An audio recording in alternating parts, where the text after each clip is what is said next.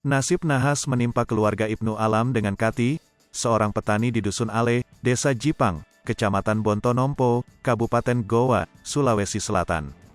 Rumah miliknya hangus terbakar, Sabtu, tanggal 10 September tahun 2022. Kala itu, ia tengah mempersiapkan pesta perkawinan anaknya. Namun tak disangka musibah kebakaran menimpanya. Kebakaran ini terjadi sekitar pukul 13.15 WITA. Insiden ini pun menghebohkan warga setempat. 2 unit mobil pemadam dari Damkar Takalar dikerahkan memadamkan api. Petugas Damkar butuh 1 jam baru bisa memadamkan api. Kanit Reskrim Polsek Bontonompo Ibtu Syarifuddin menyebut uang panai senilai 90 juta rupiah hangus terbakar. Sementara, yang tersisa dari kejadian kebakaran tersebut hanya ditemukan adanya Al-Quran yang masih utuh termasuk seluruh keluarga dinyatakan selamat. Kepala Desa Jipang Arifuddin Kadir dengan Palalo membenarkan kebakaran tersebut. Warga tersebut akan melangsungkan pernikahan besok Senin tanggal 12 September tahun 2022 bertempat di Soreang Aluka Desa Jipang Kec, Bontonompo Selatan, Bonsel.